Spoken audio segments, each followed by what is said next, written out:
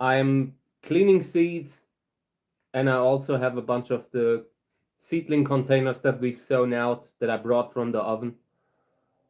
Kami is just joining us here. I don't really like how she looks today, so we'll see how it goes. But yeah, in the stream now, maybe for an hour. We'll see how it goes. If there are any questions, I'm happy to take them. If not, we are just moving on. Like I said, I have seeds to clean. We have sown out seeds that I want to show you, where I want to show you the seedlings. Yeah, just doing a pretty normal progress. Good morning to everyone who's joining us. Still in the middle of cleaning seeds and checking on containers that we've sown out just a few days ago, maybe 10 days ago. And now we will check on them just to see how they are doing. If there are any fungus gnats in the bag, or if there are problems, if they came up. And these came up nicely. Yeah, these are seeds from 2024. Great germination rate, so 1 year is no problem. Viability with seeds holds a good 3-4 years until it starts to go down, and then it goes down a lot. So yeah, let's see how these are doing. And yeah, good morning to everyone who has joined us. I appreciate it. So yeah, let's see. I saw quite a lot of discussion around yesterday's stream. We were talking about a few different species, and yeah, it was great. I liked it. It was a great discussion that we had on air. So yeah, just repositioning the seedlings that I've sown out. These are Lobivia seedlings. So they are a little bit longer. They have this elongated body.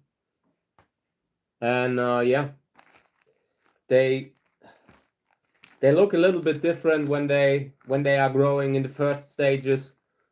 They start pretty big, and later on, Lobivia still stay relatively small compared to the columnar cacti that don't look huge when as a seedling, but later on they really start growing faster then. So yeah, let's see how these are doing. Also multi-hybrid cross. 6 healthy seedlings, that's great. I'm happy to see that. No fungus gnats, at least not so far. Yeah, we are on a good path. Sowing out, we'll see what we do.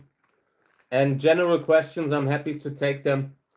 If you are sowing out yourself and have problems trying to replicate what we do here, no problem, just write it down. Good morning, Dave. Welcome to the stream. Thank you for joining us.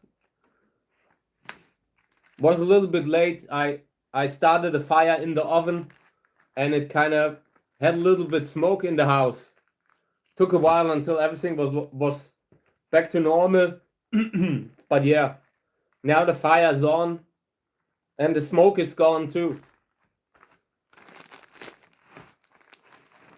I don't know, maybe it's too warm outside.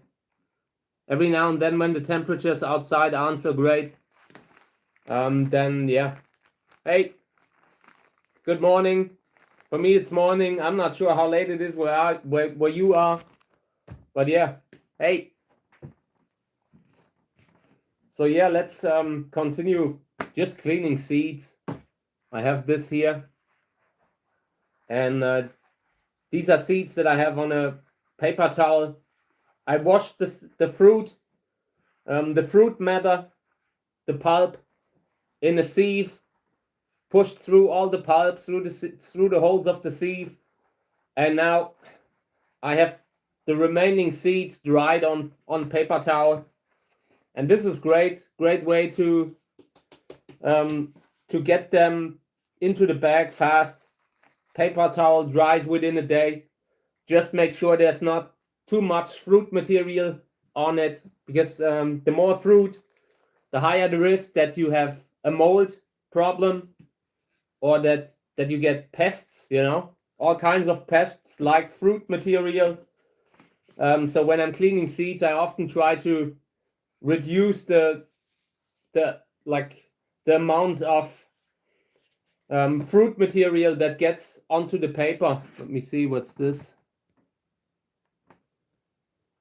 Okay, someone just wrote a few letters and the chat has kind of filtered it out, but probably because it doesn't know what it is.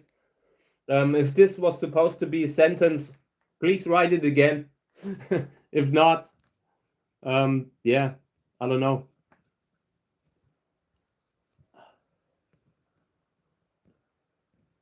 Okay. Yeah, that sounds great. I don't know what you are trying to say, but thank you. Okay, so yeah, this was a cross between Cantora 1433 and Flying Saucer.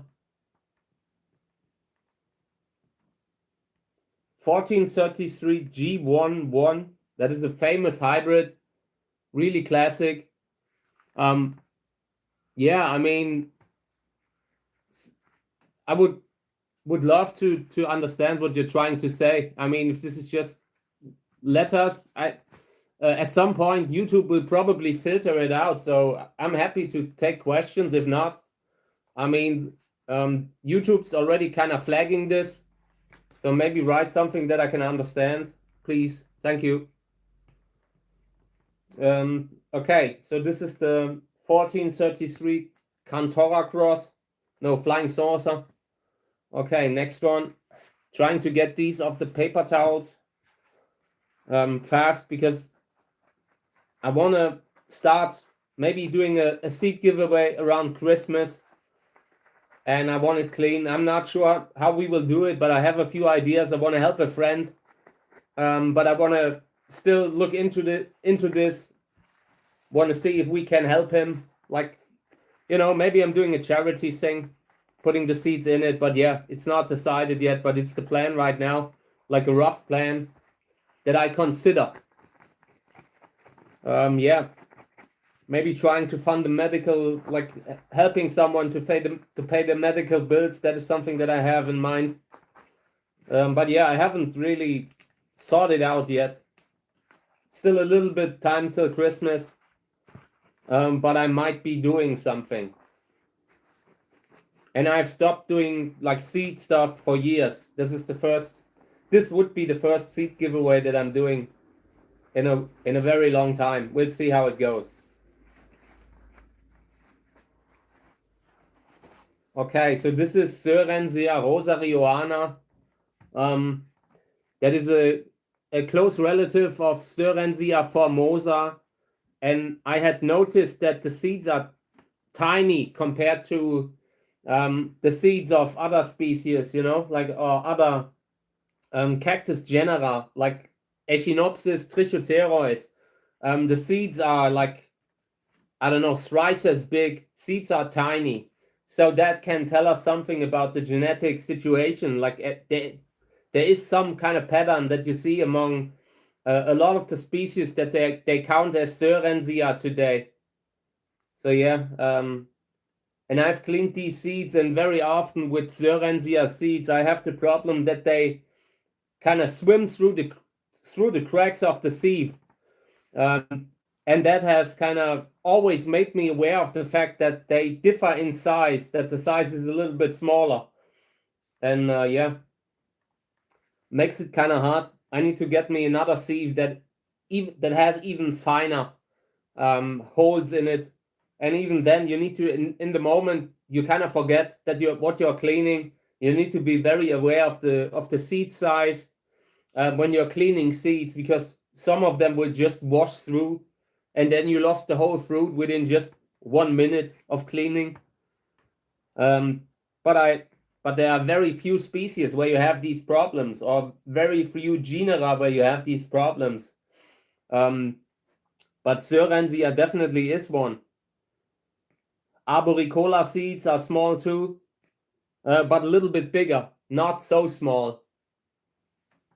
What got you into cacti growing? Well, I got my first cactus as a joke. I mean, a girl was asking me what I wanted to have for my birthday. Looking back, I was completely oblivious.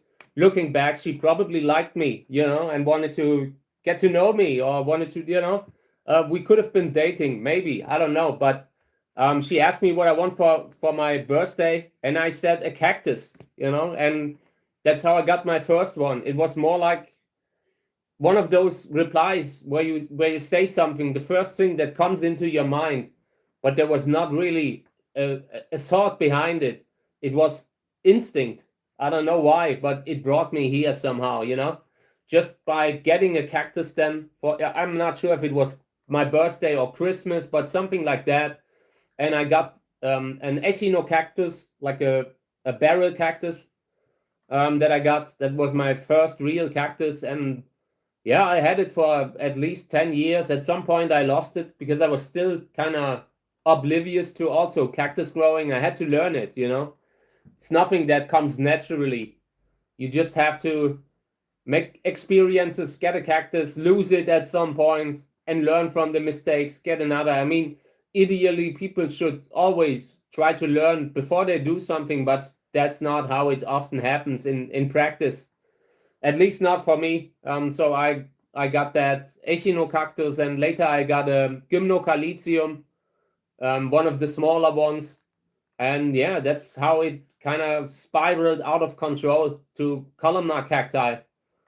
At some point, I landed at the columnar cacti because they are massive. They are really impressive, and when they flower, they have these huge flowers, like 20-centimeter flower on a certain trichocerois, a bunch of them, and that is just very impressive. If you've seen it for once, it will have an impact on you. And I always wanted to have that where I live, but I lived at a bad spot for growing cacti.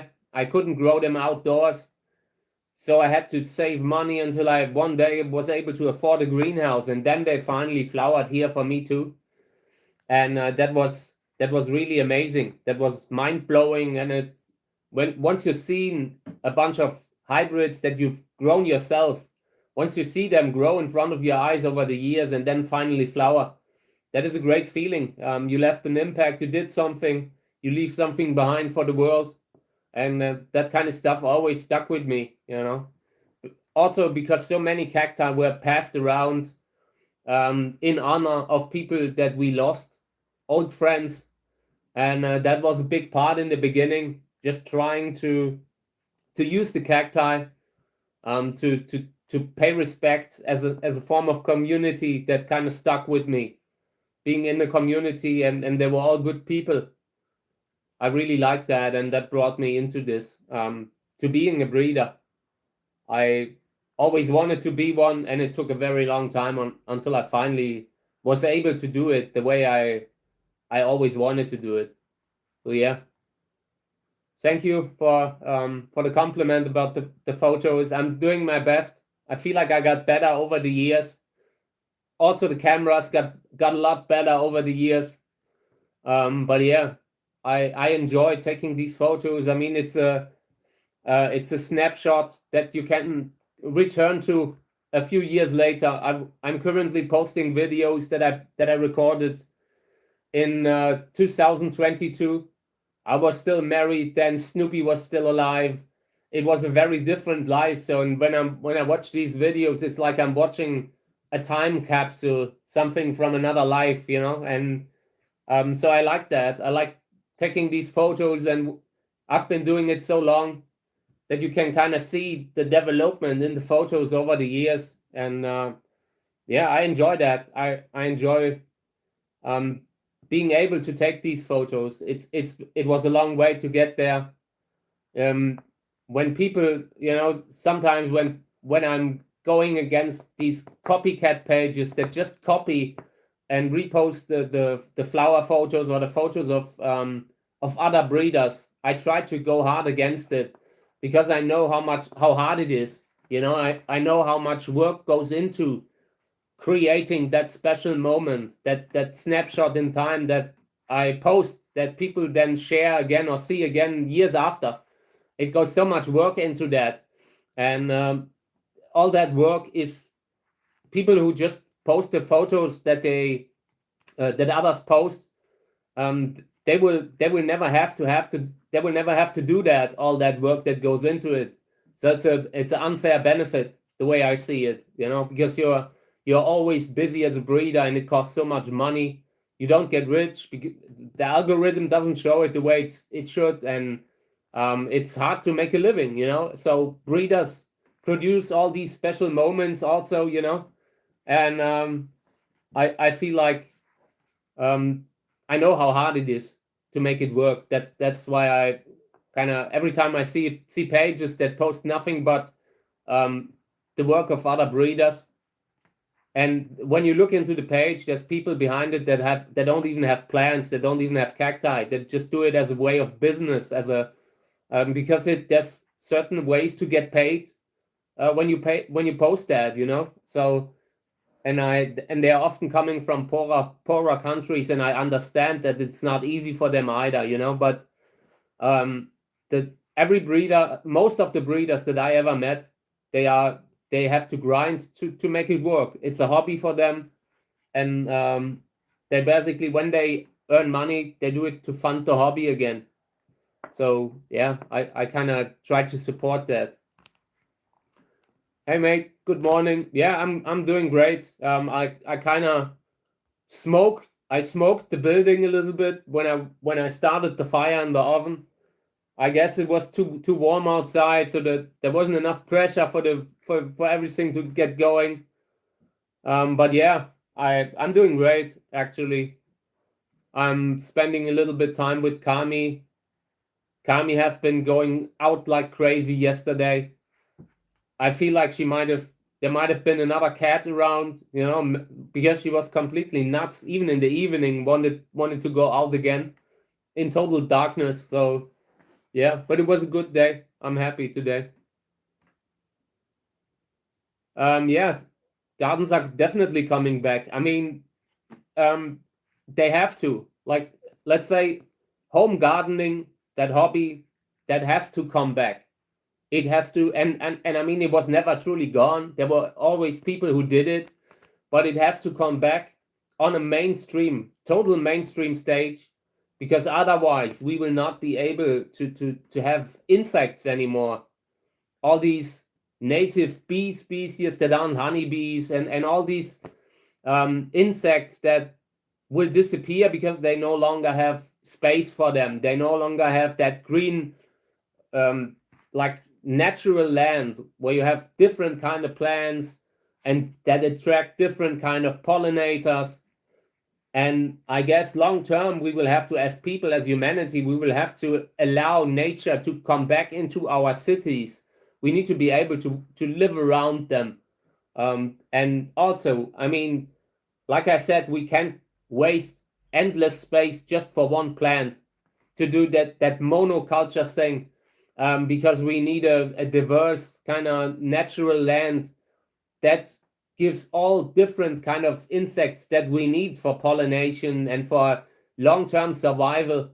They need a space to live too, and it becomes more difficult every year because everything's cemented, you know.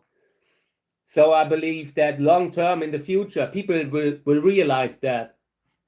I believe that it's already started, and people will look at that and try to do more gardening, like vertical gardening, maybe on top of the roofs. I think it will become a huge thing in the future because people will realize that having a natural environment mattered more than people used to think in the last 30 years. Maybe we can see how the climate changes. We see how many insects and how many animals are disappearing, and that is because we do not allow them the space they need. So I guess it must change, or we will be heavily impacted too. So I am 100% certain that people will garden more in the future again. Also, with all that tech coming, tech is everywhere, AI. people will look at all that AI and they will hear the inner scream, like the urge to get back to really nature. I'm sure that this will become a huge theme in the next 30, 40 years, maybe even having groups of people like the Amish, not exactly like the Amish, but people who kind of turn their back to technology, and they will try to strive for a more natural life again.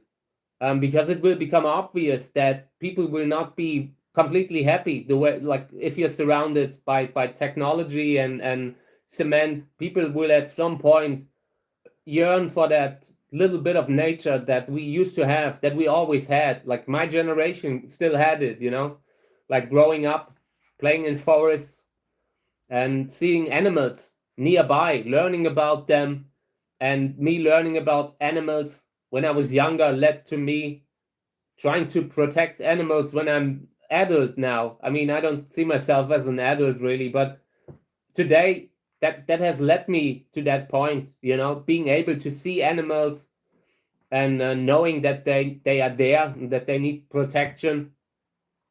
So I would love that others have the same way growing up, because it brought me here. And at some point, I mean, we really need the insects, the pollinators that you do not see, that you only realize they are there when they are suddenly missing. And we need them, and it will become obvious in the next 50 years maybe. People will, and it's not that humanity never changes, never does the right thing, but we do everything else first.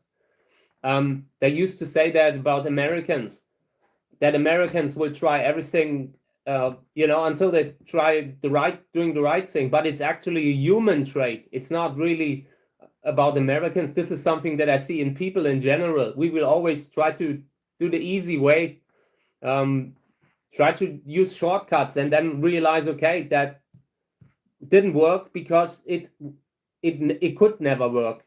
Like I think it's a human trait to first cling to these easy solutions that people are promising, in politics today or whatever. But I'm sure we will get back to protecting the earth, the planet. It will become a big theme again, a re-emergence of that whole theme. It cannot stay like this. It cannot be our goal to move towards a future like from the Matrix movies. It can't be our goal, and I believe it won't be. We are smart. We are in some ways incredibly smart, and in others incredibly naive. So yeah, but I'm sure we will eventually do the right thing and allow nature to return to surround us. Bring all these even predators. Like if you look at it, and a healthy ecosystem, a healthy food chain also needs the predators again. And where I live, we just see the first wolves coming back, and I haven't seen wolves here in my whole life. Just in there one or two where they are like in encounters, but wild wolves was something that was completely alien to me when I grew up, and now we see the first ones coming back here, and I believe we need that. We need that diversity also in regards to the predators that keep everything balanced. So yeah, and I'm happy about that. I love to. I mean, it's certainly a kind of problem when people suddenly have to protect their livestock with other means a lot more. It was much easier when there were no predators around, no wolves. You see it in countries where they have really big bears. It's the same problem. Now they suddenly have to protect their livestock a lot harsher, and I understand that's a problem. And I think like the country, the government needs to come up with solutions to help people get to the point where like building fences, like making sure that the people are not left alone, because if they are left alone, they will just see the new the animals like wolves that come back, that take their righteous place again. They will just see them as enemies, So we will need to state needs to help them to protect for this new future that we're seeing here. So many like shepherders have now suddenly lost sheep, and it was never like that here.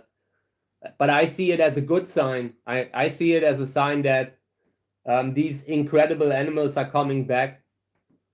Imagine we would lose wolves completely, like with how important dogs are in our life.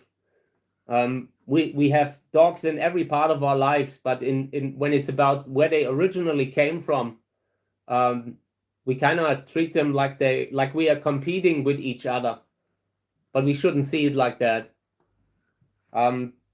Everyone who ever heard them howl outside at night, like under a full moon, that's a great thing. That's miraculous for me. So I've always been a supporter of letting predators back into where they used to live. So yeah,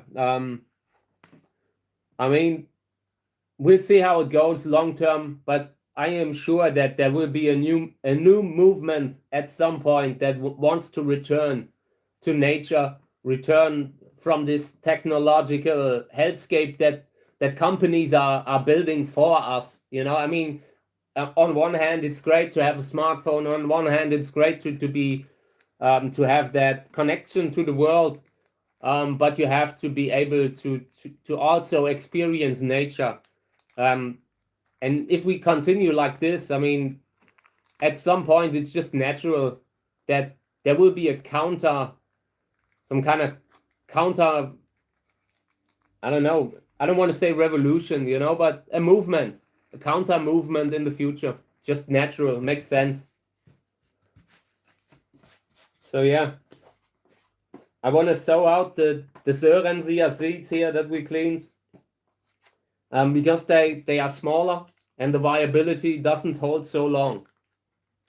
I'm not sure why, but I feel the smaller cactus seeds, they have a much shorter lifespan, viability than the bigger ones. And it's not true for all, because a lot of, I mean, I've seen Ariocarpus seeds, for example. They're also a little bit smaller. And I've seen them being planted, being successfully germinated after 100 years. I remember a case where someone found 100-year-old seeds in a book and was able to germinate them, Ariocarpus seeds. So yeah, and they aren't so big either. So size isn't everything when it's about that, but it plays a role. So yeah.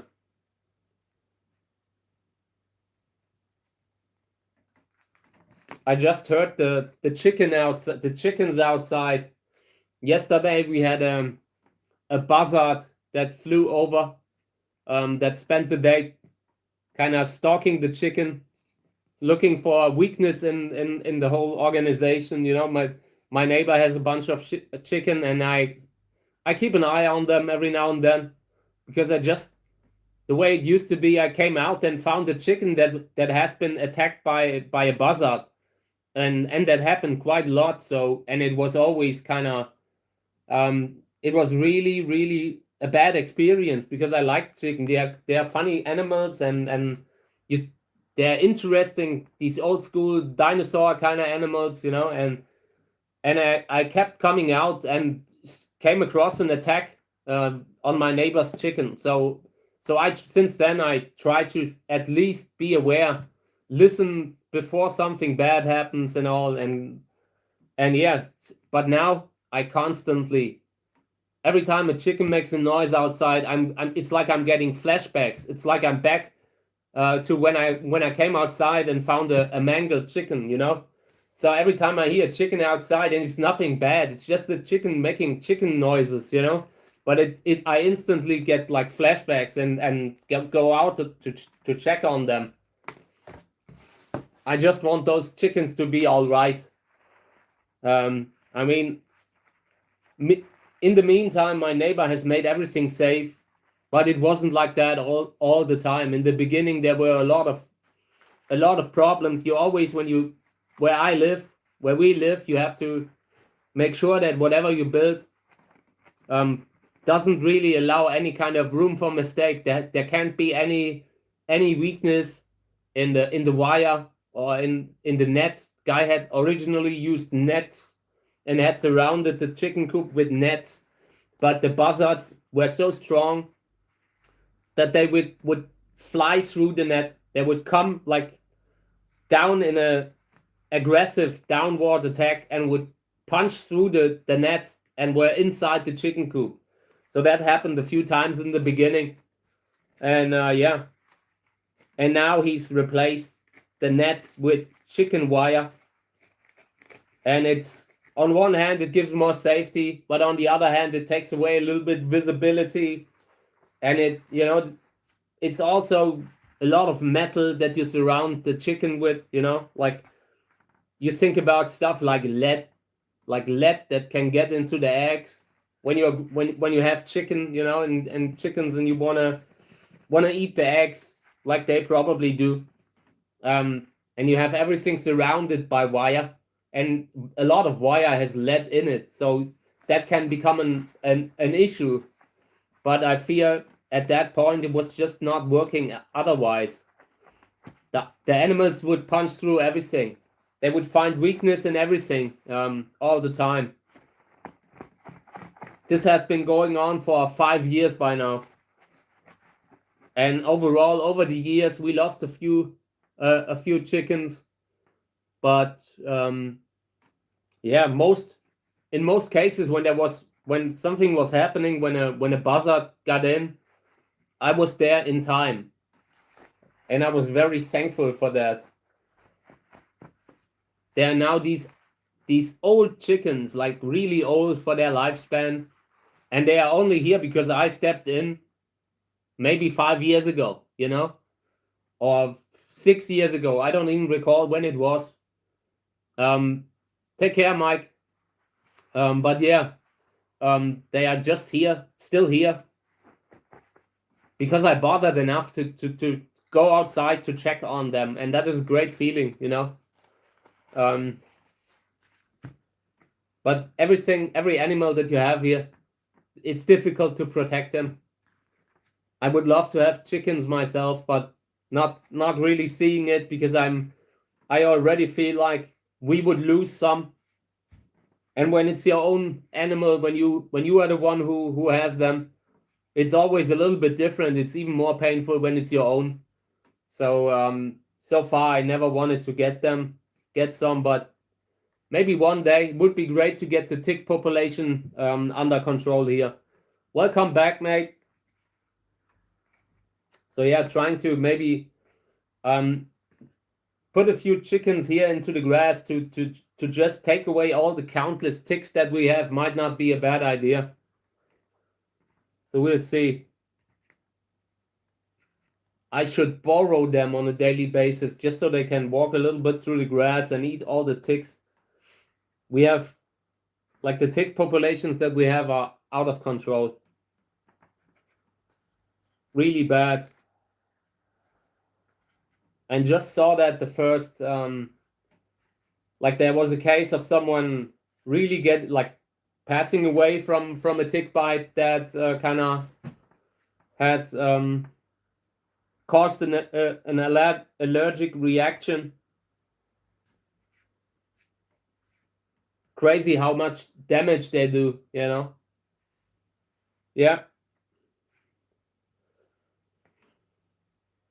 So this is these are hybrids. These are seeds from a hybrid called Claw. That is a Uwe Kahler hybrid, a really good one. The color is beautiful, like reddish, beautiful, and yeah, it's just a beautiful kind of hybrid. But so far, I'm a little bit disappointed in seeing the offspring. I feel like the hybrids that I made with it, what I've seen so far, had pretty small flower. I wasn't happy with that. So we will see how it goes. Like I said, if we do Christmas giveaway, something like that, then then I would probably give them away, the seeds of this species, of this hybrid. I used so much space for a bunch of crosses with it, and in the end, I couldn't really find anything where I really liked the flower.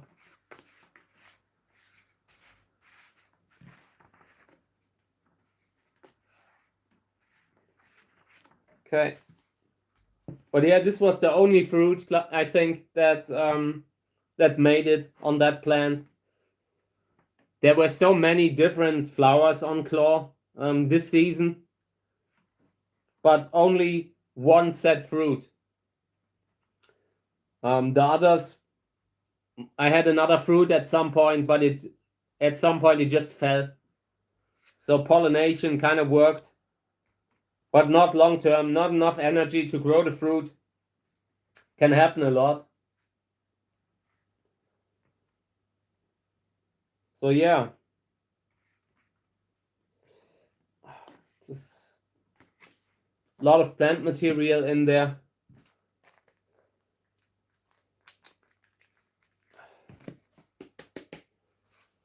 I saw someone had commented on the video that I did on Tulhuayakensis. We talked a lot about it in the stream yesterday, and the comment was that they think that it's important that Tulhuayakensis, that it isn't just used in hybrid crosses, but also to get pure kind of parents, like pure seeds, pure offspring between two plants of the same species, both Tulhuayakensis, and I completely agree.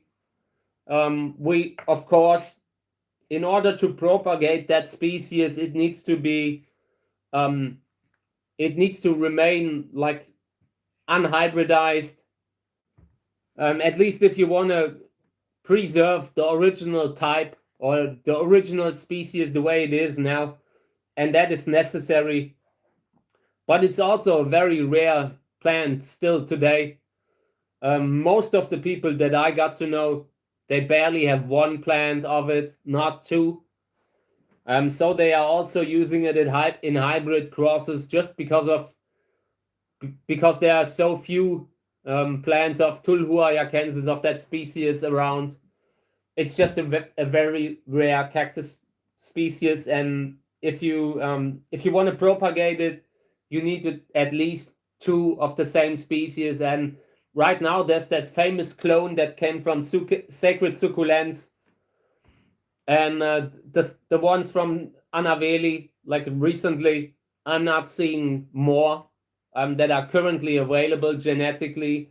There's this population that Karel Kniese sold. He sold the red flowering version and the original purple pinkish kind of version, and I have yet to see how they flower. I have yet to see how they look, but I suspect a lot of the Karel Kniese stuff had white flowers. That is what I always said, what I always suspected will be, and I guess that will be the case, you know. So if they want to propagate it, it's not enough to propagate it to make a cross between two of the same species. It also has to be the right flower color, and it's just rare. But most of the propagations will be done mechanically by taking cuttings. That is how it is easiest to propagate that plant, and I'm sure that would be the most common way to propagate it long term. So yeah, I just found that interesting. I mean, I agree. I'm not saying hybridize everything to the extreme. I mean, what I do in my collection, the crosses that I make, there's never a chance that they will get out in nature. It's not a problem. It's just a theoretical problem, and my space is so limited, you know, with the little space that I have, that there's no risk that a species gets diluted like that in the collection. You know, that is maybe a problem for plants like that have smaller flowers that are easier to pollinate. Lobevia, I've seen a lot of people grow Lobivia winteriana, and I heard that the flowers now and the body now look a little bit different than the way they originally looked. But over the years, there were just so many generations that natural variety just came and changed it a little bit, generation over generation. That is just a problem that happens. That could even happen when you only have botanical plants besides each other. But of course, that the fact that a lot of people make hybrid crosses also has an impact on that. I mean, I think we can do both, you know. I think we can propagate botanicals and do hybrid crosses. It's not mutually exclusive. We can do both. So this is cross from 2025. Claw crossed with Liskes Feuerzauber. And I did that cross before. And the body followed Claw. Was a very small kind of clumping plant like Grandiflorus. I think Claw involves Grandiflorus. And that is why that body came through. So yeah. Continuing now with this one here. This is Gröner Orange, Flying Saucer, and Marcola. Very big flowers. Really nice.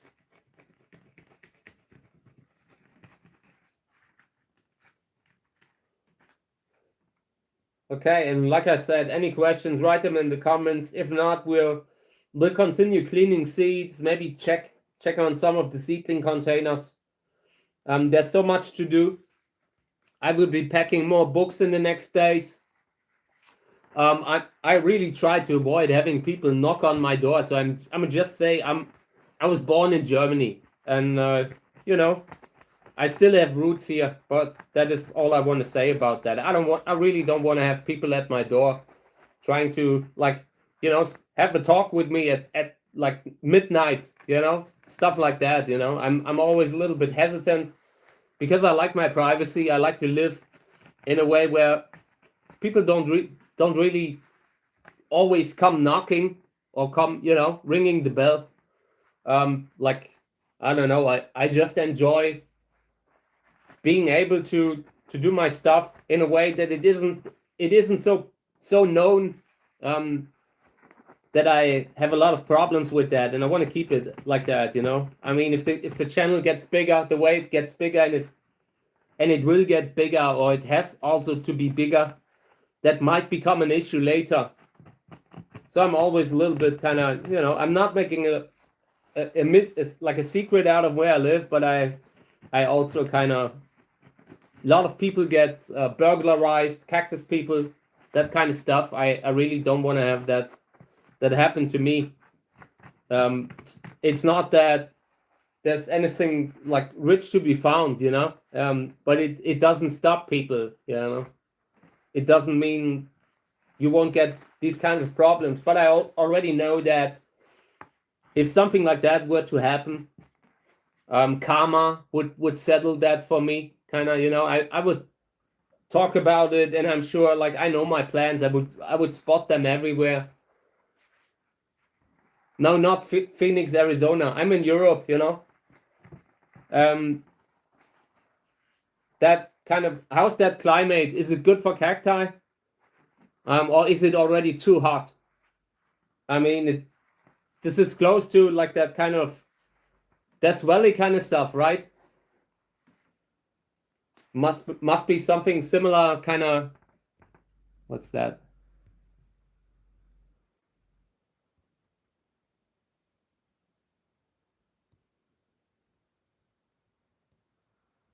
Yeah.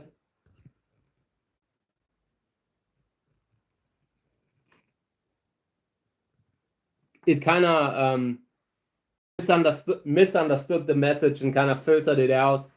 I guess TOT means dead in German. Maybe that's what it triggered, you know. TOT, that's the German word for death. Maybe it was kind of that. But yeah, I mean, I'm lucky that I don't know the climate, and it might still be possible to make it work there, growing cacti. I mean, it could maybe if the night temperatures aren't so cold. I've seen really cold nights there, from what I've seen in photos, like frost and stuff. So I always wondered, but my theory was that it should probably work to grow most of the cacti there. But you probably have to water them very often. Like when it's not raining for weeks, then you might have to kind of water them a lot more often from the tap, maybe, and that could be a problem. So you need to collect water all the time, but it might work. I really thought about that, but because I mean there are some kind of local species, local cacti, I think also, right? You have these big saguaros. They should also grow there. Yeah, very hot day, very cold night, and that is not so unlike sometimes in you know in the Andes in Argentina. Could be like you could have a similar kind of some of the cacti could do well there. Not all. Some that needed a little bit more humid, like a lot of the Peruvian and Ecuadorian species, but some could do very well there.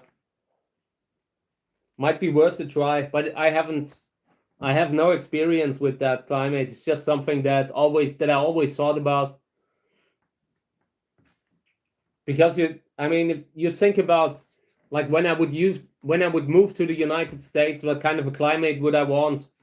And I always end up at California because they have a great climate, and also because that's one of the few where I really know that a lot of cactus growers are living. But yeah, I guess there must be other states where you can do it too, like maybe Florida. Florida could work great, but I haven't really experienced the rain. So that's something that you just have to see. Have to keep an eye on how the plants react. Sometimes you need to build a roof, sometimes not. But I always thought about it. I like the United States. It's a great place to like for a lot of good plants. Just looking at it from a plant perspective, I like the United States. A lot of amazing stuff. Also, I mean, a very beautiful place in the world. So yeah, I've always had a soft spot for the United States. I've been like when I grew up, you know, like some of the first movies that I watched were these American kind of things, like Rocky 4. That's what like the stuff that defined my childhood. So of course I have a soft spot for the United States a little bit. Today, a lot of things have changed, you know, and today I appreciate that I live where the social system has caught me up when I had problems, you know, that the social system has kind of paid for my education and you know, healthcare, these things. But when I was younger, that never really, I never had that in my mind. That was something that I had to experience how it is, you know, as growing old. Today, I know in the United States, I would probably have even harder time to make it financially than here. But sometimes I would love to live in California. Is a great place. I would plant them out, have a lot of space, like just get a huge thing, and yeah, could be great, like they are doing. But then again, I've seen they are starting to get night frost every now and then. That can already damage the tips. I've seen a lot of American breeders put these plastic cups over the tips in winter. So yeah, maybe it's a matter of luck sometimes every year. I know that sacred succulents lost a lot of plants sometimes due to frost. At least that's what they wrote in their newsletter. So yeah, but I also know a lot of American breeders, friends with a lot, and I always look it's amazing how fast they flower sometimes in certain parts of the world, like California or Australia. I'm always envious when I see that they can put something there, just keep it dry, and at some point it will flower a lot faster, maybe a year or two faster. I have not visited. I it was never really kind of. I was never really at the point where I could just go into a plane and pay for the ticket and all, and just go there. You know, later in my life, there were times when people wanted to fly me in for kind of conventions and that kind of stuff. But that was already when I feel like a little bit. I have a lot of kind of responsibility here. You know, like with the pets and all. I kind of never really wanted to be away that long, and when I would be like when I would go there, you're not doing it for a week or two, like maybe a month or two, and there was never really a time in my life when things were calming down enough so I could say, okay, I'll do that. Maybe when I finally, at some point when things are going better, like financially, I've been working hard in the last years, and at some point it will hopefully pay out. So maybe in the future, I don't want to rule it out. I said the same thing about Australia, where people have always asked me to come, and I had so many places that I would have to go because I know so many people there. And maybe we are doing it.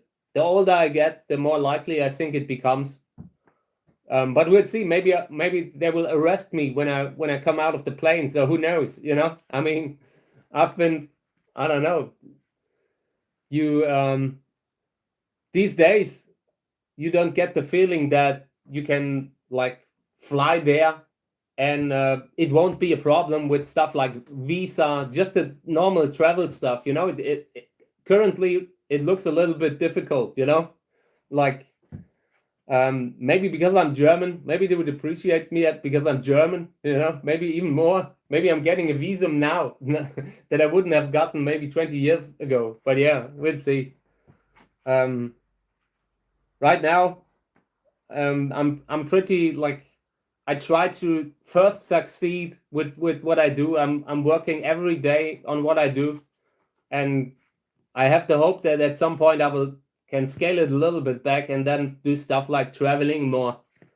When I'm a little bit wiser, when I'm a little bit, I don't know, I just hate going out. I hate flying. I don't like it. I don't like spending a lot of time in a plane, or trusting a pilot. I mean, it's normal. We have to do it, and they are qualified. They are more qualified than I am. But you get into that plane, and you never know if that pilot isn't just, maybe the day before the wife has moved out, and the guy feels like, I don't see any purpose anymore, and then I'm in the plane and cannot get out. Like when I'm on a train and I feel like the driver's looks a little bit weird, then I can at least say, okay, I'll take the next stop, please. But on the plane, you cannot do that. So yeah, that was always why I hated flying. And also, my mother flew to the United States in 2001. She was in air on September 11th, or within just this one day. They were flying to Texas because she has friends there, like good friends, family friends, and they live there. So she flew to the United States, and then 9/11 happened. That was what happened. And the phone, everything broke together, like everything, like I know the phone connections broke down for 2 days, or at least 1.5 days. And nobody could get in touch with my mother. So we were asking ourselves if she was affected by whatever went on there, So yeah, I always had that kind of thing in the back of my head, like when entering a plane. And it has stuck with me till today. I just hate that feeling of flying. And once you're in that thing, you cannot you cannot get out, you know, like that feeling when I drive a car, which is a lot more dangerous, you know. But when I drive a car, at least I know I am in control. I know I can just let that thing drive me safely to where I want to go. If someone wants to ram me, okay, then, you know, then you also have no influence on it, you know. But at least when you are driving a car, you have that feeling that you are in control a little bit more. Yeah. Every now and then, when I had to go to a bigger city like Berlin, I would drive the train, and I would be there like 10 hours on train overnight. I would look like a mess when I came there, when I arrived there, and I would do like interviews with people, like with actors and stuff. And I looked like I just crawled out of a dumpster because I sat there 10 hours in the train. And I was meeting other journalists at the time, and they were just flying in, you know. They had a 1.5 hour flight, and they looked at me like I'm some kind of, like, you know, how did this guy here come in, you know? Why did they let this guy in? And that happened. That really happened. And I'm still thinking about that, you know, because sometimes flying is so much easier. So I was already self-critical, thinking, you know, Patrick, you are dense, you know, that you not just step into the plane, but it's just a subconscious thing. It's just there. I don't know.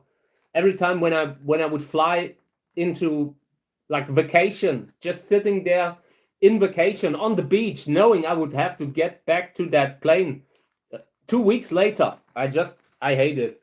It's not my thing. So that was one of the reasons why I always been a little bit hesitant in the last years to fly. And it wasn't like that before 9/11. It was like that after that.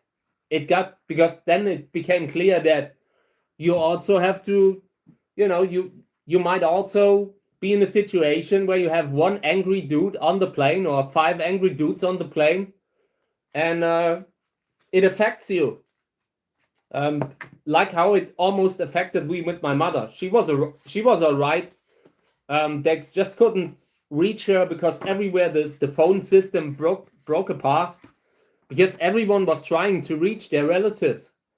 But yeah, it always stuck with me. I never forgot that. And I spent that day in front of the television, not only witnessing the horror, but worrying about my mother. You know, that was that's crazy how some guy, or, you know, the mother of us from like a tiny town somewhere at the other part of the world can suddenly be there at that spot in that moment of history, you know, like that this had almost happened. It's crazy. So yeah, and the way I remember it, my mother had to stay in the United States longer because they didn't allow the planes to board anymore for quite some time. So that what was originally planned as a 3-week trip became longer, 5, 6. I don't recall how long it was, but it was a little bit longer. So yeah. And since then, people were always like being worried when my mother flew somewhere that something would happen there, like it was back then. They were kind of, you know, it was always the thing that they used to say to her when she said she's going into that and that country, doing a holiday, a vacation. Oh, hopefully there's not another war starting there.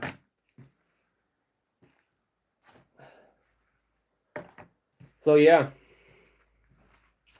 So this is Grüner Orange, Flying Saucer, and Macola. And I have 3 plants of that. And they are all great. All big, huge flowers. Good stuff. Grüner Orange, Flying Saucer, and Macola. Okay. I should have taken better care of the crosses this year. But it was just so much work. So much work while I was having problems with my, like with the divorce and on all that, you know. it's always when you're a cactus breeder and it's summer, you have to function. You have to, like, you get up in the morning, the day before your wife moved out, something like that, or the day before you were having like a meeting with the divorce attorney, and in the morning you need to function. The flowers are opening up. You need to be there. There's never really a choice that you have. You can't really say no when you have a greenhouse full of flowers. It's like you're setting a date, you are doing a live stream, or you're on a concert, and you need to meet that. You need to make it to that date. You need to make it happen. Otherwise, you will regret it for another year, maybe, until you get the chance to play there again, do something there again. I will, like, when I miss pollinations and flower videos and photos, I regret it, because I often enjoy sharing these photos, and I enjoy doing it over the course of a year or two. It's not only that you're missing out on the seeds, you're also missing out on being able to capture that moment, that special flower that might not open again the same way, because they look different every year.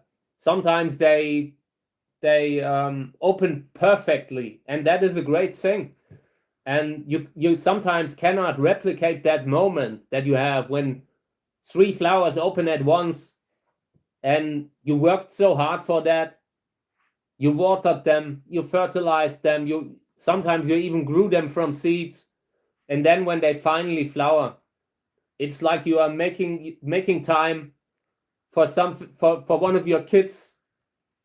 I don't know, when they are done with school, the celebration in school, like, you finally see the flower. It's like, this is the big moment where you are waiting for so long, and you just gotta make time for it, no matter how you feel. So there are many videos that I filmed, where I looked back and was kind of angry with myself, because I was talking about problems all the time, because you're also you're capturing that moment, you're capturing that video, and then after 2 years you look back to it, and you don't see that. You don't see the all the struggle that you had, that moment, what it cost you to get up in the morning or to do these flowers in full sun. A few years later, you just see that perfect moment that you capture, and that is why I try to have a good work ethics when it's about flowers. I try not to miss those special dates anymore. I did it in the past, and you always regret it.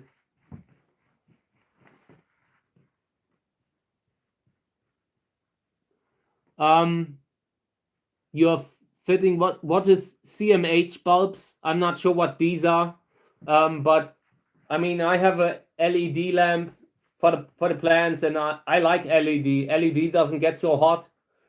It kind of has a long lifespan. You don't have to constantly replace the kind of, like, when you are high pressure, like sodium or whatever they are called. You need to replace these bulbs a lot more often, I think. They get warmer. They produce more heat, hence causing more risk to just burn your house down, or causing problems with the seedlings. I'm a fan of LED lamps. I just think they need another 10 years, and then they are perfect. And I never thought I would say that, but they have come a long way, those lamps, those plant lamps, and they will become more efficient every year. I'm not sure if there is a point, like a plateau where they no longer get better, but I don't think so. I believe they can tickle a little bit more efficiency out of them every year.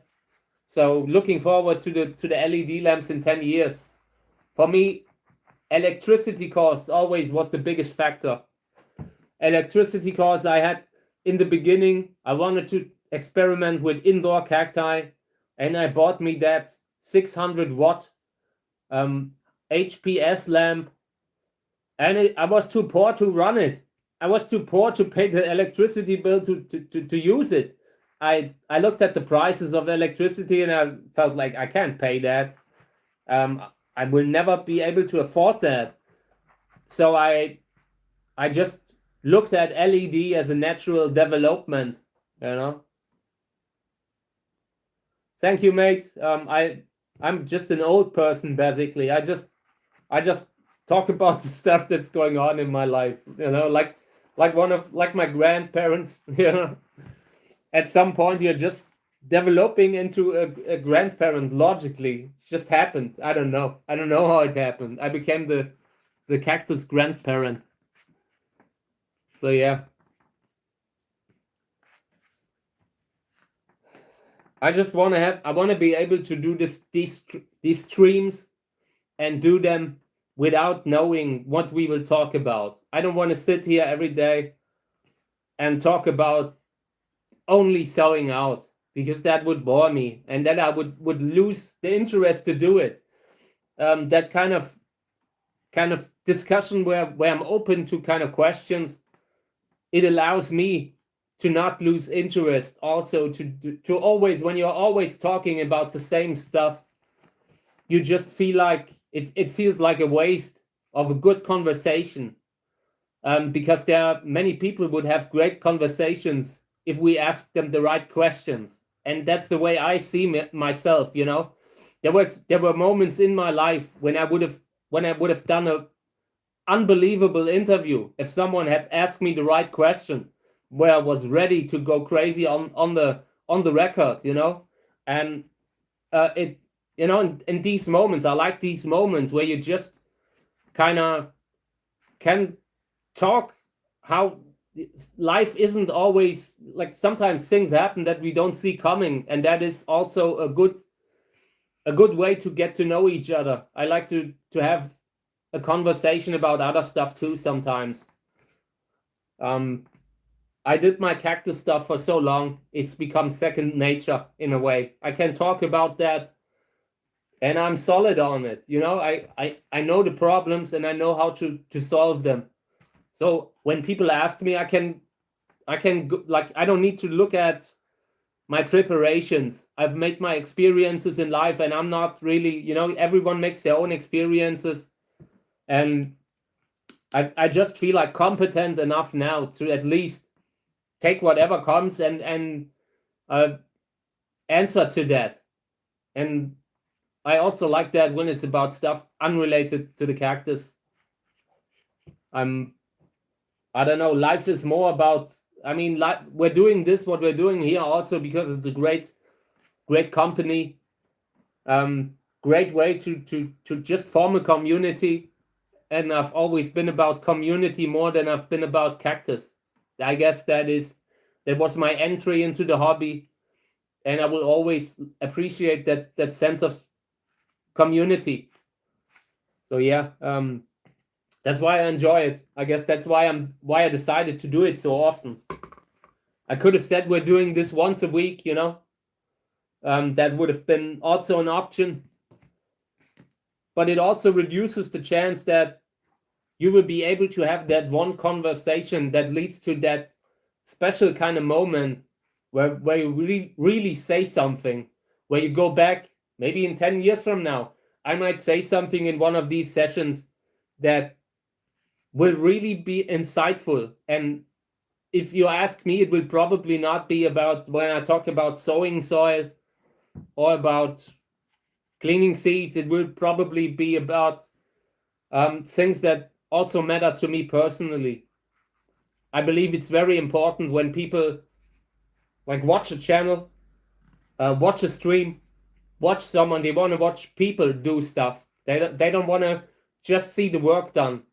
You know, they want to see someone that is authentic and just, I mean, my problem was always I don't have a filter, but it's also a good thing sometimes. So, you know, I feel like that could become one of the biggest strengths of the channel long term. So yeah, just trying to enjoy the time, have nice conversations with the community, see what's going on. tell you about my broken window. Yeah, so tonight it rained. It rained into the broken window, but it wasn't so bad. It rained straight into the bathtub, so the window will be fixed soon. Like I said, I got a quote, and it's $1,500, and I'm not sure if I want to do that. If I can spend so much money. An Amish life appeals to me, is a comment, and I totally agree, kinda, but I only agree on to some level, because then on the other hand I enjoy to sit there and read the news and what's going on, read the message boards, like on Reddit. I sometimes enjoy reading stuff on Reddit, that kind of stuff, so just an Amish life, I couldn't do that. These guys would excommunicate me. They would tell me to get lost, because I have a smartphone with me, or so there's a certain degree of that life that I would love to have, like some kind of a few hours a day where you can do that, and that community work that they do when they come together and work for others in their community, that stuff, that can be great. I see some of the values that they kind of represent, and I kind of agree. But on the other hand, I also am exactly the wrong person for that. They would not appreciate my way of life. They would say you need to kind of let that behind, and then I would say, oops, I can't watch like the newest episode of the newest horror show anymore, and then the romantic is kind of gone. But in theory, I really like that, what they are doing, and I think maybe one day people will get back to a similar kind of, not the Amish, but something similar. Different kind of people that like a little bit of both, that aren't so restrictive in the way they do it, but still allow that return to nature, and that return to the important stuff. I mean, we all know how bad the smartphones are, and how much they destroy our, like, the short-term memory and all that, So I think we will go into history. We will be known at some point as that kind of example for why it is bad to have such an unrestricted access to smartphones, and always be reachable, always be like online. Someone can always, like your boss can always send you a message, and you can hardly escape anymore, because sometimes they see that you're online, so you're getting business messages at all times. That kind of lifestyle isn't good for us, and we know it. So at some point we will get back to that. I believe in it. And yeah. How my window got broken? I have that huge window, and it's like 1.5 meters wide and tall. It's a bathroom window in the roof, and that was one that you could move. You could open it up outwards, and you could move it left, right. It has one of these kind of things that drive it around. So I opened it up, and I felt it's crooked. And then I wiggled around on it, and suddenly it fell, like I had it in my hand. And then I saw that it's been, the way it was attached, they only had used a few rivets, and over the years, one after the other rivet got lost.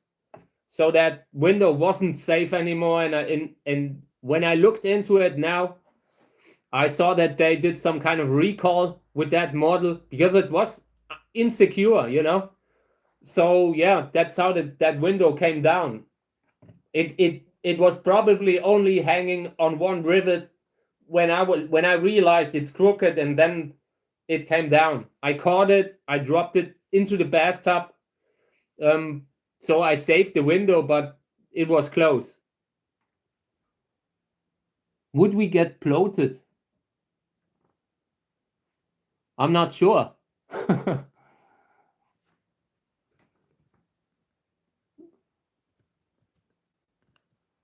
Oh, I think we need to remove that. I'm sorry. But we need to remove that. I don't want to talk about flatulence and that kind of stuff. I'm sorry, man. Not want to talk about like body odor. I think I had to like mute someone there in the comments. I mean, that was a little bit like too much. I'm taking a joke here and there, but that was a little bit like, I don't want to take entirely the video about, you know, farts and stuff. Yeah, chickens are miniature dinosaurs. I mean, if you look at them, if you see them, it never occurred to me when I was younger. But now that I've seen them and see how they behave, how simple they are, you know, they are not smart. They have feelings, you know, you see they're really social animals sometimes, you know, they can, like my neighbor's chicken, one that we unfortunately lost, and it was an amazing black kind of chicken. It always came when he called her, was looking forward seeing him. So they have feelings, but they also have that primal part of them, that where you see it's not far from, or you can look at them and you can imagine how a dinosaur would have looked like. We look at the drawings today, and I'm sure they would be a lot more bird-like. They were a lot more bird-like than the early dinosaur books painted them. So yeah, I have a heron, like that bird. I don't know how you spell it. You spell it heron here, you know, like that, like those old school kind of big birds that have these huge claws. Really cool, very dinosaur like, and they sound, you know, when I hear them, when they are somewhere nearby at the lake, they sound like I would imagine a dinosaur sounded like. Really wild sounds at night. Then I like them. I mean, yeah, chickens produce like fertilizer. Yes, definitely. I mean, I don't really use a lot of like, I don't know, super organic fertilizer, to call it that, you know, like animal excrement.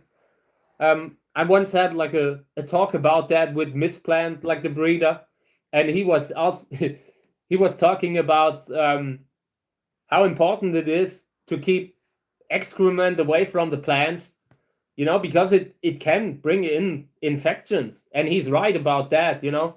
But at the time, I was kind of, you know, I wasn't taking it as seriously as I should have, because then I would always have these infections, spontaneous infections that went away the moment I went with a mineral fertilizer, or with a chemical fertilizer.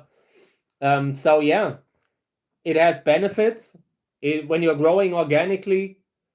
That kind of stuff. I'm not sure if it's safe to use it, to work around it, because you're also sometimes, you know, we've probably all seen that famous episode of Dr. House, of House MD, like with the pigeon,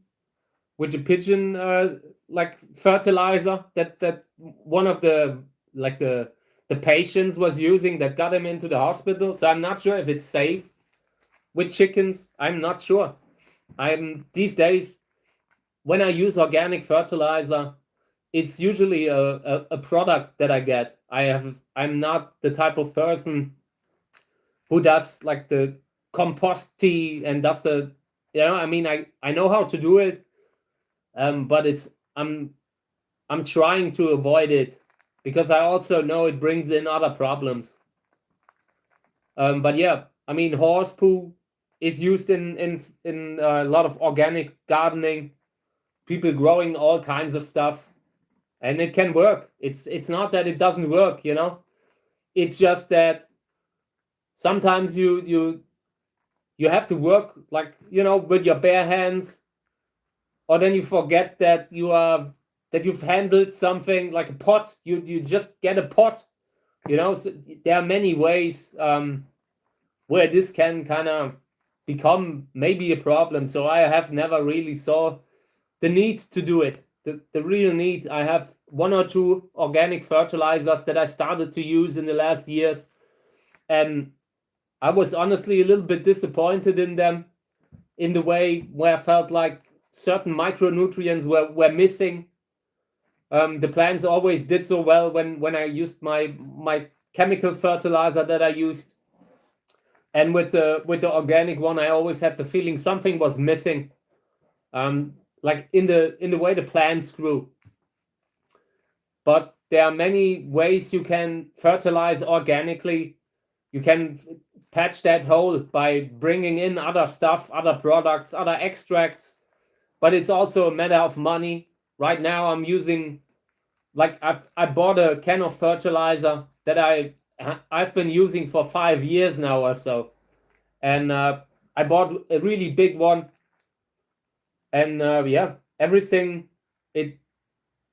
it is relatively affordable compared to what I did before when I tried to just constantly order new plant extracts. I was ordering, what was I ordering? I was for a while I was ordering garlic extract. Then I was ordering equisetum extract, like horsetail. Then I was ordering, what was I ordering? A pH buffer, some kind of, I don't know what it was, some acid kind of based stuff, you know, like a salad dressing, you know, you could use to address the pH level if what you're doing like has the right, like the vinegar, you know, that kind of stuff. So one of the sweeter types of vinegar can be used to adjust the pH level. I was buying that. I was continuously buying organic extracts, and it became more expensive every month. And at some point, I said, it's enough. Now I will try to make it work with just the fertilizer, with just the chemical fertilizer, and that has worked.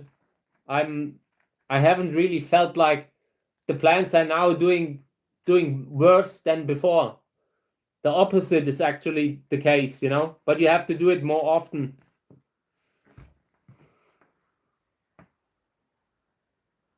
Yeah, of course. I mean, someone writing that it might be something like that applies more to where the local plants, like for example, the apple tree, where it probably works well when you fertilize organically with horse poo, whatever.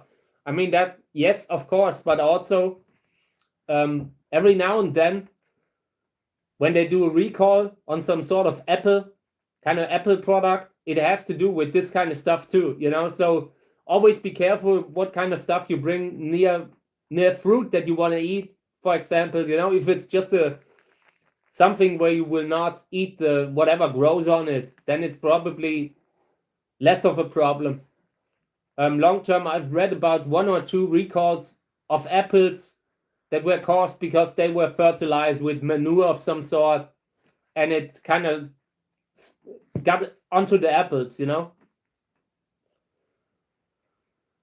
Yeah, bat poo. I mean, they use like guano, that kind of stuff.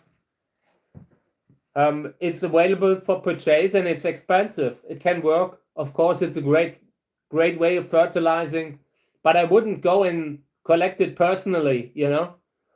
I was once bitten by a bat, and I had to do like had to get all kinds of shots to get, like, to not get rabies afterwards, you know. So since then I stay away from bats and wherever they live.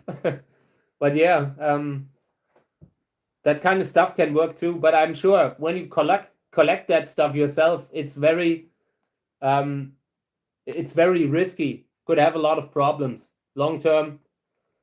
But overall, maybe we're also worrying too much about these things.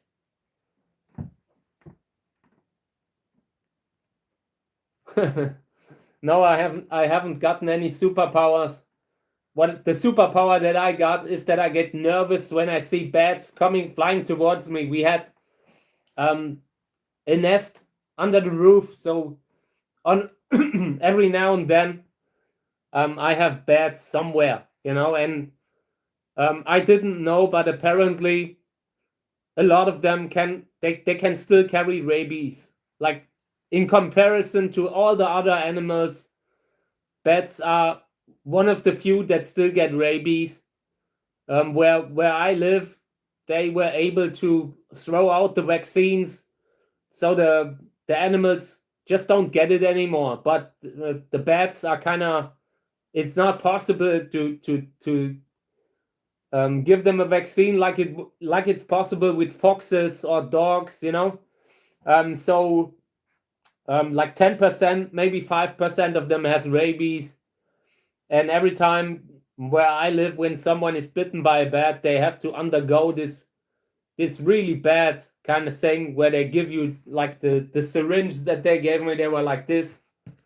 I had 10 students that came, like, you know, young doctors that they had there that were there to learn, and they were calling them. It was like I was suddenly in a zoo, you know. They were calling everyone. They were calling all the doctors that were just in their, like, finishing their year of practice, like their practical year, and they were looking at me like I'm about to turn into a vampire. Yeah, it was interesting, and I don't want to repeat it. Since then, I stay away from bats. And I still like them. They are cool. I love them. Cool animals, you know. But I'm not touching them anymore. And I only touched it because it got stuck. It flew into the house and got stuck behind the heater, and I wanted to get it out. I didn't want something to happen to it. I didn't want that the cat to attack it. So I grabbed it and tried to bring it out, and that's when it was happened, you know. So it was kind of my fault. I'm not faulting, not blaming the bat, but yeah, it was what very surprising that they can get rabies. I've seen it happen when people don't know, and they are bitten and don't know, so that can really be bad. In the future, at least I'm now probably immune against rabies, at least for a while. And that is good. Where I live, that is a plus. It's just a matter of time until I'm bitten again by some kind of an animal. So it's good that that I got these, and they were very expensive. Hey, good morning. Greetings to Las Vegas.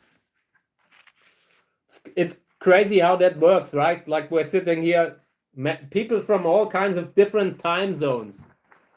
I'm still, like, in some way, I'm an old person, you know. I look at that and I'm still amazed by it.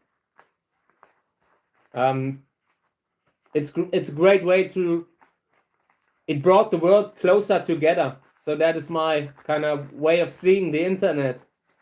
Today, unfortunately, is also used for bad, but these are the good things, the good moments. So yeah, I'm still cleaning a little bit of seeds. Not really doing very long anymore. Some point my voice is gone. But I feel like we did a great live stream today. I want to say that. This was one of the best live streams that we did so far. And if you missed it, go back and check it out. It's really good. I feel like we're starting to get warm with the format. It's fun. And it will give us a lot of room to kind of change stuff, like in summer when we're able to do that outside in the greenhouses. That will be great. It's like I found a new art form that I never had, that I never used, because I never did live stream before. And I also do not watch live streams, so I'm not sure how they are usually done, how other people do it. But I'm positively surprised. Every now and then, something happens that you didn't predict, but I'm happy with it. I like that randomness. You never know who joins us.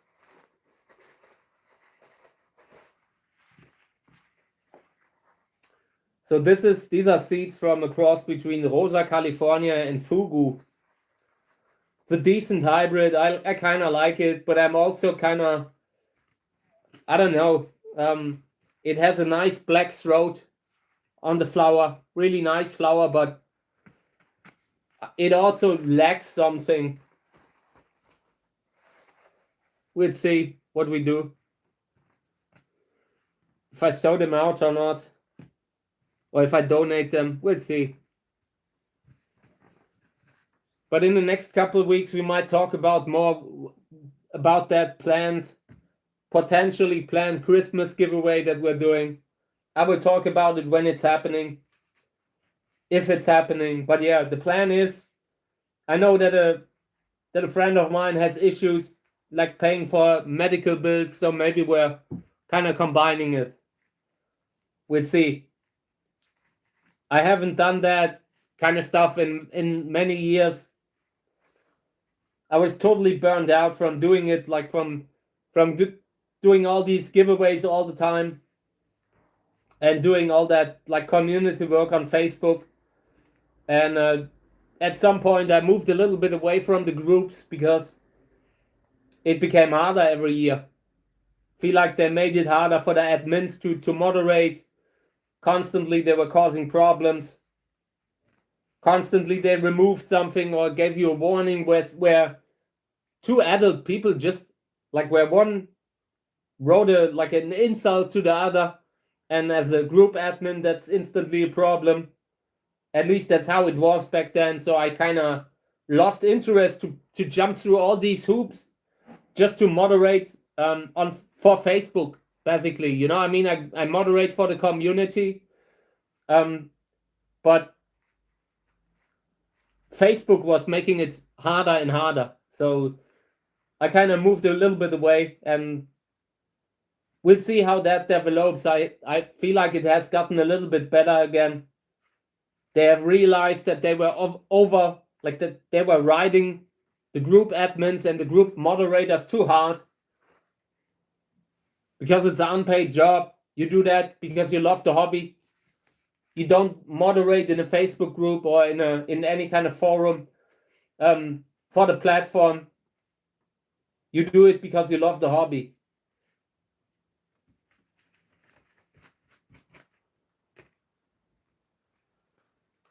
I've been moderating since at least 25 years. Been doing like group moderation and then Facebook. And now it's the first time in my life where I don't know, where I post most of the stuff that I post on my own profile, but I still try to support the communities on a regular basis. I mean, every day, like when I go online, when I'm on Facebook, where I post a lot of my days just making sure the groups run, just checking members, making sure that no scammers are coming in. That has become such a big part of group admin time now, and I hate it. I think they could solve that scammer problem so easily if they wanted to. They could just do it, like look if that's where the profile is coming from, like what country it is using, and then you see that the profile says it comes from the United States, but the IP is from somewhere like the Philippines or whatever, so you could react to that very fast. But Facebook isn't doing it because these people also kind of pay click, it's also money that they earn with them. And that was one of the major criticisms that I had when doing the group moderation. You have to do so much work to make sure that no scammers come in, because otherwise they will rip people off. And yeah, it got harder and harder just to do that, because there were more and more scammers that you had to look into more and more. It never stopped. You are doing that in the evening. You are looking into profiles in the morning. It's so much work, and it's the kind of work that that people don't see, so they just take it for granted. And then there's a situation when you have to run such a strict auto moderator now that's a lot of posts, they will be blocked by the auto moderator, and then people get mad at you as an admin or mad at you as a moderator.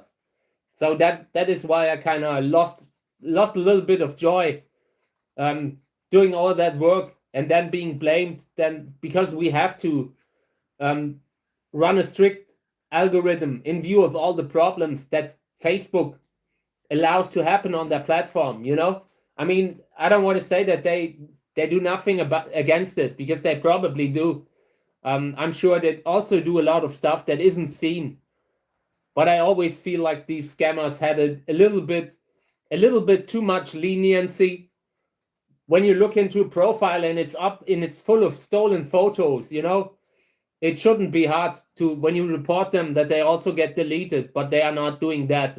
And that always bothered me, because we kept reporting them and nothing, and they were sending them back.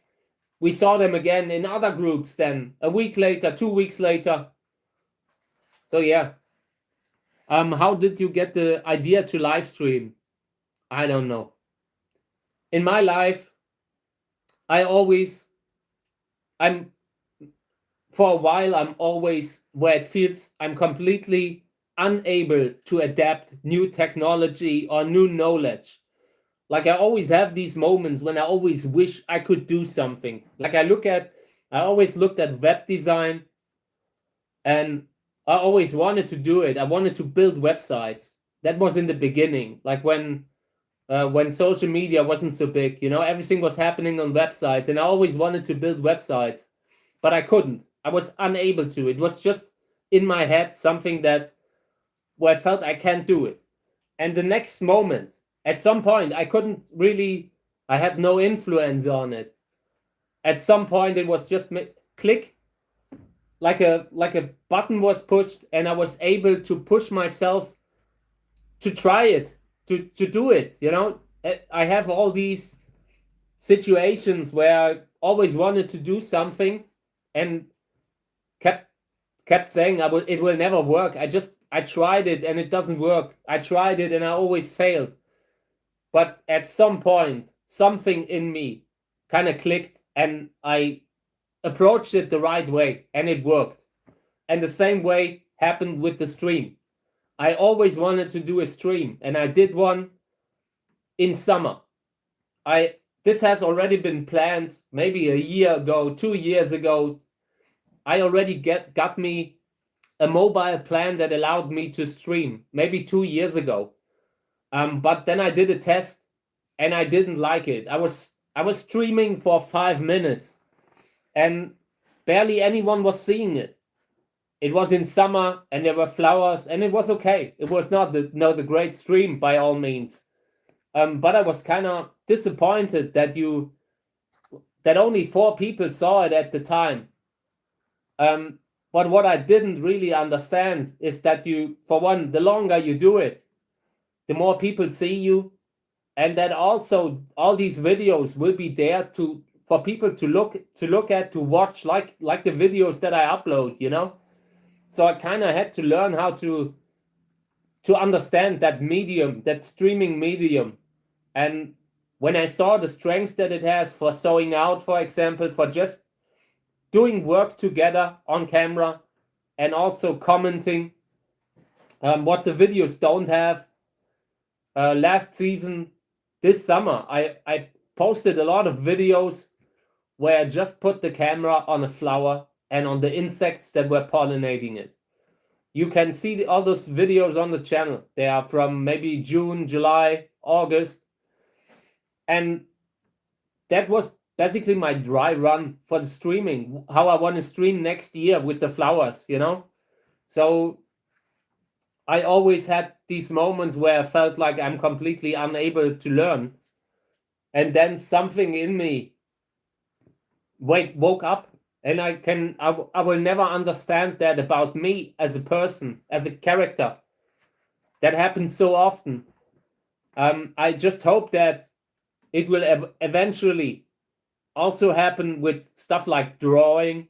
I always wanted to be able to draw, to make art, like painted art, or to kind of play guitar, that stuff, you know. I've bought me guitar, I tried to learn it, but so far it's like I tried to watch the videos and it was overwhelming. There were so many different things that I had to do at once, you know. So I never really managed to do it, and I hope that maybe one day that kind of that click in my head will happen, and I will get into kind of playing the guitar or just drawing. That's a, I don't know. It has been a constant thing with me that I try to do something and I failed at it, and at some point I already knew what to change for a very long time. We often know the things that hold us back subconsciously. We know that, for example, when you're streaming, you know, like you need to kind of promote it, you need to post about it, you need to let people know about what you do, you need to stay in touch, you need to have your pages where you talk about yourself, about what you do. We always know what we should do, probably subconsciously, but it takes us a while to implement it, to take that theoretical knowledge and to start doing it. And yeah, I guess this has been happening. The streaming has been starting 2 years ago when I made the decision to get a plan that would allow me to do it. But only since 2-3 weeks I've been doing it, and I enjoy it a lot. It's great. It's fun, interactive. If nothing happens, we're doing what, you know, that is the thing. What do you do when nothing happens? You know, when you're sitting there, people are kind of joining and they are enjoying the atmosphere, but they're not doing much. So you need to be able to do something. And I feel we have a great working formula for that, but by now, like just doing stuff, sowing out, cleaning seeds. In summer we'll go out. I know this will be great. This is a great formula in theory, and it feels like it works in practice too. So yeah, my smartphone has been giving in again, but I really enjoyed today's stream. It was a lot of fun. A lot of people came by. Like at some point we had like a lot of watchers at once, and yeah, it's great that you guys are always participating, you know. I love it. And yeah, I really also agree that today it was really good. So we'll see how we'll do long term when the summer is back, in spring. This will be great. Like I will put the camera on a flower and just let it roll, maybe half an hour, something like that, and it will just be nature. It will be the birds in the background, and every now and then we're streaming from the greenhouses. Sounds great, you know. So thank you for being here, guys. I appreciate it. And yeah, I'll be back. Gotta end the stream now because the smartphone will just shut off. And I try to kind of save. It always saves a little highlight clip. And very often when I'm at the end of the video, it's gone because the smartphone just turns off. So yeah, I'm going out now, but I appreciate it, okay? Thank you for being here. We'll be back again tomorrow. Thank you, guys. I appreciate it. Talk soon.